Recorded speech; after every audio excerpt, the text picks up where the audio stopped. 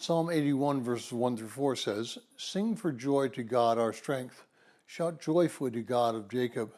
Raise a song, strike the timbrel, the sweet-sounding lyre with the harp. Blow the trumpet at the new moon, and at the full moon on feast day. For it is a statute for Israel, an ordinance for the God of Jacob."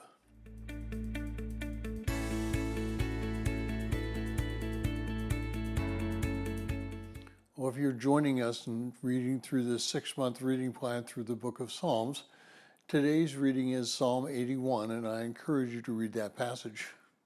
Now, while we're all stuck in our houses, it's very easy for us to listen to the news and become depressed. We all hear the very worst things about the bad things that this pandemic is doing, the possible lives that will be lost, and we wonder about our future. Will we be anything like we were just a few months ago? So today I'd like to focus on something other than news. I'd like to focus on something other than the pandemic that is going on. I want to focus on our relationship with God through Jesus Christ. Let's look at the first 4 verses of this psalm. Are we singing for joy to our God who is our strength? Are we to shout joyfully to our God who is the God of Jacob? We are to use music not only to worship Him, but also to soothe our souls. We're to exercise religious ceremonies and worship times together so that we can strengthen one another. And while it's a statute for Israel and an ordinance from God, the principle is if we don't recognize God's leading in what we see and in what we sing, we will go into a very deep depression.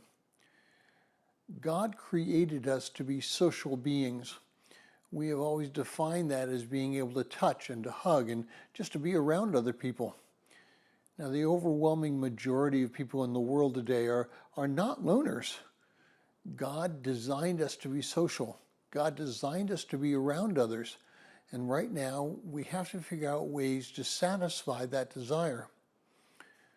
Well, for the past few years, people have decided and decried that the technology we have is bad. They've said how bad it is and how we're losing our way. But now we can recognize God's leading in the development of this specific technology. Think of what it would have been like if we didn't have the technology that we had today. Think of what it would have been like not to be able to see others on the computer through programs like Skype and Zoom. Think of what it would have been like if we didn't have telephones or radios or television to give us a sense of community. And think of what it would be like to be in this situation back in the 1800s and earlier. I don't know whether we as a people could have easily coped with that situation. Now is the time for us to use technology to win others to Christ. Now is the time to use technology to minister to those who can't get out. Now is the time to use technology to fellowship one another in ways that we didn't think possible just last year. Sing for joy. Shout joyfully to God. Raise a song. Strike a cymbal. Sing loudly to God because He is in control and He will show us how we can minister to others through this time of struggle. And if you would like a PDF copy of this entire reading plan, please send an email to phineasjacobus@runningtohim.net.